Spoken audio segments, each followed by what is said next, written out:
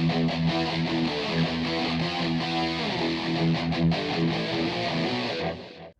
guys, Ronan and Reaper here. So, I just got done watching Chicken Run, Dawn of the Nugget on Netflix. Now, look, I was really looking forward to this. This is, of course, a new Aardman film, and look, whenever Aardman's got something new coming out, I'm automatically excited. Because, I grew up absolutely loving Aardman.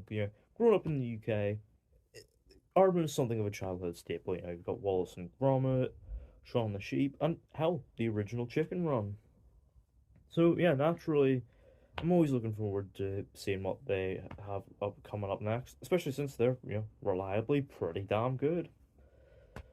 And I'm sort of curious about this because obviously this is a sequel coming 23 years after the original, and yeah, sequels with that kind of gap, yeah, they're a mixed bag, but it's Aardman. They're very reliable. But is this a worthy sequel to the original? Let's find out.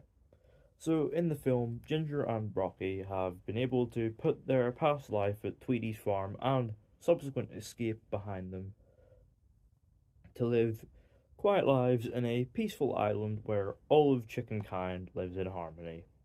They've also been able to settle down and raise a daughter named Molly. However, one day, Molly gets curious about what is beyond the island and runs away. So, Ginger and Rocky mount a rescue mission to find her and bring her back home. However, when they get beyond the island, they end up stumbling upon a highly fortified chicken farm where a sinister new plot is being cooked up. So, yeah, look, the original Chicken Run is an absolute classic. I think that goes without saying. The film I absolutely loved growing up. I've not seen it in quite a few years. It's on Netflix, so I might just have to revisit it. But yeah, it is an absolute classic film. Yeah, a brilliant piece of stop motion animation from Aardman, and obviously, the sequel had a bit of weight on its shoulders trying to follow that up, especially over 2 decades after the fact. But you know what? I think they mostly pulled it off. Like, yeah, obviously you can't beat the original, and this is sort of the usual sequel thing of it's not as good. But saying that, this is still a very enjoyable film. I mean, for one, the animation is stellar as always. It's Aardman. The animation is always great. I love stop motion. It's got such a handmade charm to it, especially the way Aardman does it. Because wherein if you look close enough, you can see like little thumbprints and fingerprints from where the characters have been moved and positioned for each frame. And it gives it this just sort of like quite charming and cozy little handmade feel to it, which stands out greatly in these, corporate animation studios, like Pixar, DreamWorks, Illumination. There's no one doing it quite like Aardman, and frankly, the day that Aardman goes is, a sad day for animation. But the fact that we've still got them, very much alive and kicking, doing their thing, even in among dark days for stop motion, it's great to see. It is a beautifully animated movie. And it helps as well that there's plenty of laughs. Like, obviously, this isn't some like the finest humor from Aardman, but there are plenty of chuckles throughout, some hearty chuckles sprinkled in there. That it is consistently very amusing and does provide plenty of laughs.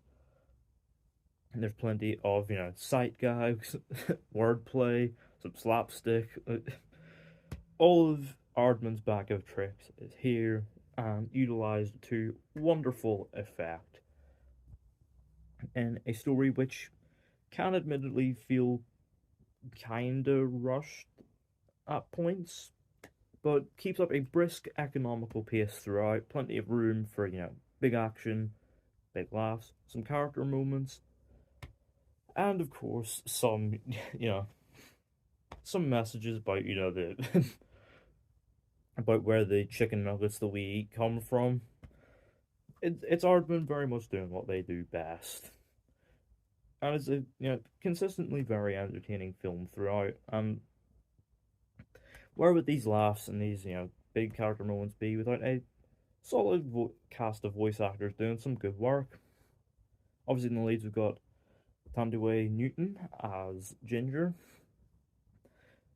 very much has the glory days in her mind, but is trying her best to be a good parent to Molly, but when danger strikes, very much has to do her thing. Yeah, she's great, and she's paired up wonderfully with Zachary Levi as the charismatic idiot Rocky. He's a lot of fun, honestly. I mean, I can't imagine it was too difficult to get into character. If you've seen Zachary Levi's behavior following Shazam 2's box office flop, eh, like Rocky is, is pretty much a PG version of how he has been. He is very funny, and also wonderful is Bella Ramsey. You'll recognize as Ellie in HBO's adaptation of The Last of Us. She is good as Molly. She's a sort of young, plucky, and spirited chicken who you know has loves freedom and very much wants to do right by her freedom fighter parents.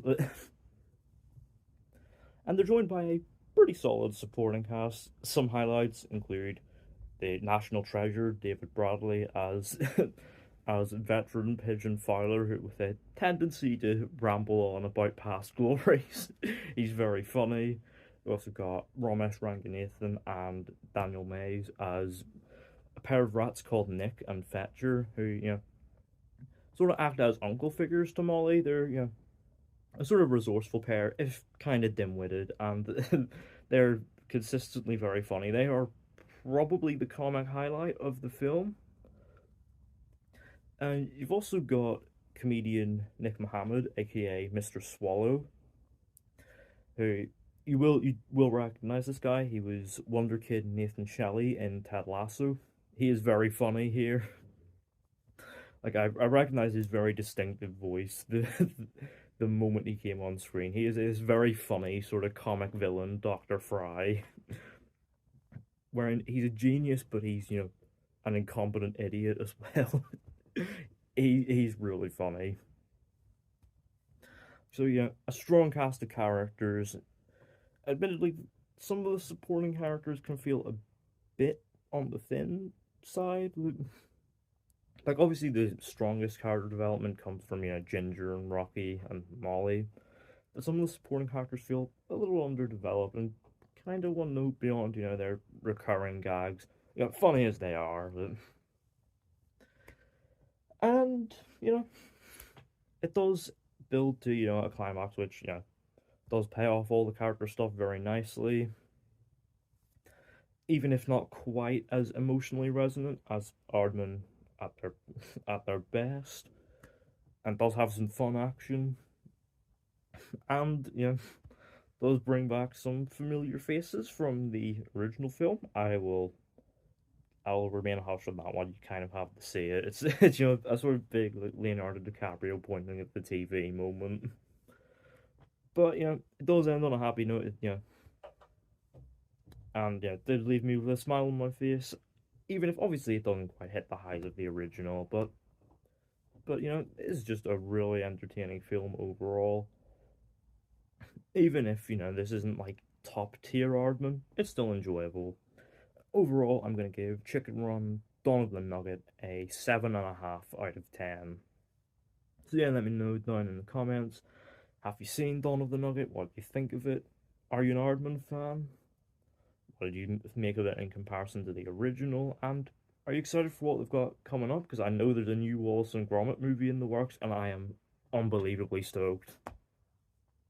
So yeah, let me know all that down in the comments. Don't forget to hit the thumbs up button if you enjoyed. Don't forget the subscribe button if you're new, and don't forget to turn on post notifications so you don't miss an upload.